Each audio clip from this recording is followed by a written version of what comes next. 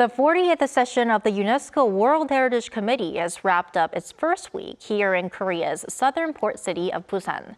Now, as you know, Arirang has been covering the major developments throughout the week. And joining us now to look back at the highlights is our culture correspondent, Chung Hye-lim. Welcome, Hye-lim. Great to be here, Yoo-jin. Thank you for joining us. So, Hye-lim, let's start with the basics. What exactly is the World Heritage Committee, and why is it so significant that this event is taking place in Busan this year? Right, Yoo-jin. So the World Heritage Committee is one of UNESCO's main decision-making bodies.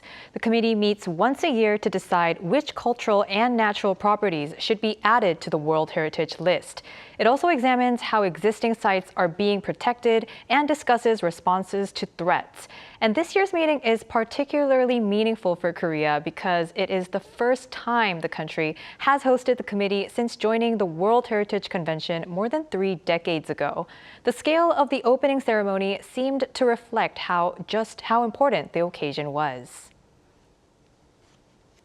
원조를 받던 나라에서 원조를 하는 나라로, 나아가 문화의 가치를 함께 나누는 나라로 성장한 우리 대한민국의 여정은 협력과 연대가 만들어낸 인류 공동의 성공 사례라고 자부합니다.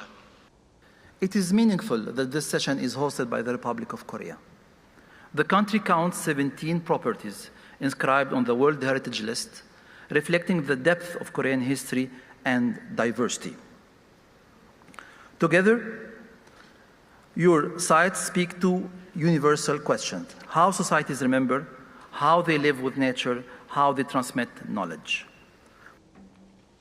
The ceremony featured traditional Korean performances reinterpreted with modern elements, digital media art, and a special appearance by G-Dragon, the session's honorary ambassador. So it was not only the start of discussions, but also an opportunity for Korea to present its culture and demonstrate a greater role in shaping the future of global heritage protection. Right, so this certainly seems like a significant event for Korea. Now, beyond the opening ceremony, there have already been a lot of important discussions and outcomes. And one of the terms we've been hearing a lot this year is the Busan Declaration, which I remember that you reported on. So could you tell us more about that? Right, Yoo-jin. So the Busan Declaration is a South Korea-led initiative that was adopted unanimously on the first day of sessions. So a major focus for the World Heritage Committee is on protecting existing heritage as the threats facing them become increasingly complex. There are armed conflicts, climate change, natural disasters, and growing development pressures.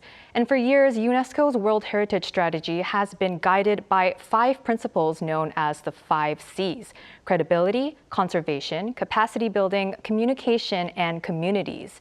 The Busan Declaration proposes adding a 6th, collaboration. The message is that countries can no longer protect heritage on their own.